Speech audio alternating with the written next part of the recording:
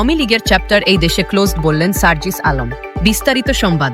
বাংলাদেশে আর কোনো নির্বাচনে আওয়ামী লীগ অংশ নিতে পারবে না বলে মন্তব্য করেছেন জাতীয় নাগরিক পার্টির এনসিপি মুখ্য সংগঠক উত্তরাঞ্চল সার্জিস আলম। তিনি বলেছেন, প্রকাশ্যে তো নয়, মনে মনে যারা আওয়ামী লীগ ও তাদের দোসরদের বিরোধী দল বানানোর চিন্তা করছেন, তারা সেই চিন্তা বাদ দিয়ে দেন। এই চিন্তা করে লাভ নাই। ছাত্র জনতা এই দেশে আওয়ামী লীগের চ্যাপ্টার ক্লোজড করে দিয়েছে। সুনামগঞ্জে বুধবার বিকেলে সংগঠনের নেতাদের নিয়ে সমন্বয় সভা শেষে সংবাদ সম্মেলনে এসব কথা বলেন সার্জিস।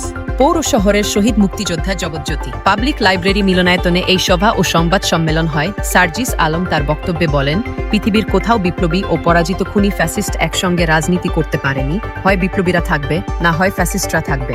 বাংলাদেশে খুনি ও ফ্যাসিস্টদের রাজনীতির কোনো সুযোগ দেওয়া হবে না। আওয়ামী লীগের কার্যক্রম নিষিদ্ধ আছে। দল হিসেবে আওয়ামী লীগের বিচার হবে এবং নিষিদ্ধ হতেই হবে। আমরা সেদিকেই এগোচ্ছি। গত 16 বছরে দেশে হাজার হাজার মানুষকে গুম খুন করা হয়েছে জানিয়ে সার্জিস বলেন, গণ অভ্যুত্থানে 1000-এর বেশি মানুষকে খুন করা হয়েছে। এই খুনিদের বিচার হতে হবে, না হলে দেশের মানুষ, শহীদ পরিবারের সদস্যরা আমাদের ক্ষমা করবেন না। নির্বাচন প্রসঙ্গে এনসিপি নেতা সার্জিস আলম বলেন, ফেব্রুয়ারিতে নির্বাচনে আমাদের বাধা নেই, তবে এর আগে দৃশ্যমান বিচার ও সংস্কার দেখাতে হবে। এমন নয় যে এই সময়ের মধ্যে সবার বিচার করতে হবে বা শাস্তি দিতে হবে। তবে আমরা বলি, যারা মূল কালপ্রিট তাদের বিচার করতেই হবে। শেখ হাসিনা সহ এরকম 25 থেকে 30 জনের বিচার এই সময়ের মধ্যে করতে হবে। গণপরিষদ নির্বাচন জুলাই সন্ধ্যের মাধ্যমে এসবের আইনি ভিত্তি নিশ্চিত করতে হবে।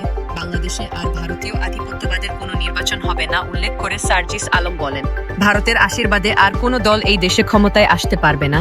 কোনো এজেন্সিকে কাজে লাগিয়ে আধিপত্য দেখিয়ে ক্ষমতায় যাওয়া যাবে না। সংবাদ সম্মেলনে সার্জিস আলম প্রধান উপদেষ্টার সঙ্গে যুক্তরাষ্ট্রে সফররত রাজনৈতিক দলের নেতাদের সঙ্গে অসৌজন্যমূলক আচরণ ও হামলার প্রসঙ্গ টেনে বলেন, কোনো প্রোটোকলে গেলে আমাদের এই নেতৃবৃন্দের সঙ্গে এই আচরণ ঠেকানো যেত। সে বিষয়ে সরকারের ব্যবস্থা নেওয়া উচিত ছিল।